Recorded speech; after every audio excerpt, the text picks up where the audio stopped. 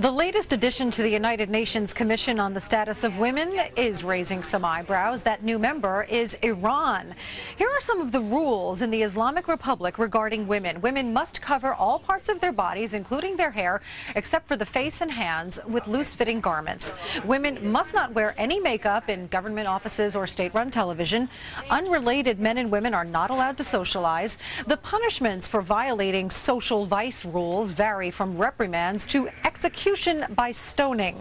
Judith Miller, who focuses on the Middle East for the Manhattan Institute for Policy Research, joins us now to talk about this. Thank you for joining us. As we said, stonings in extreme cases, lashings. Is it appropriate for Iran to be on this Commission for Women's Rights? Well, it is, as you point out, absurd.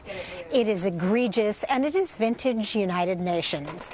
These commission slots go to nations that lobby for them. And the good news for the Obama administration, and I think for the world, and certainly for women, is that the Iranians were kept off of the commission they really wanted to be on, which was the Human Rights Commission. Right. So they campaigned for the Human Rights Commission. They saw that wasn't happening, so they were apparently behind the scenes pushing for a spot on this. There are 45 countries on this commission. You serve a 4-year term. What exactly do these countries do on this commission?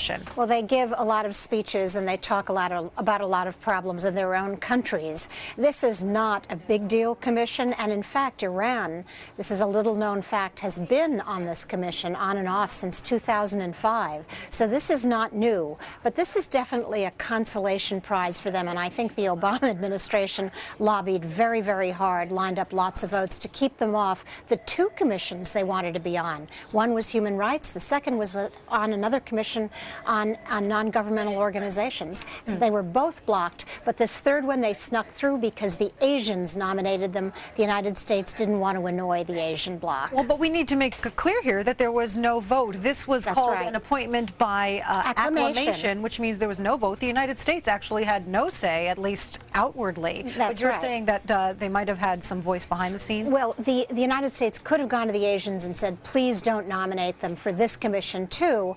But once again, there's kind of horse trading, and the Iranians always have a fallback plan, and this was their fallback plan. What does this do to the credibility of the United Nations? Well, you know, I don't think that it's that the United Nations in this area can kind of fall very far. When you look at the number of people who are on these various commissions, and when Iran comes that close to being a member of the Human Rights Commission.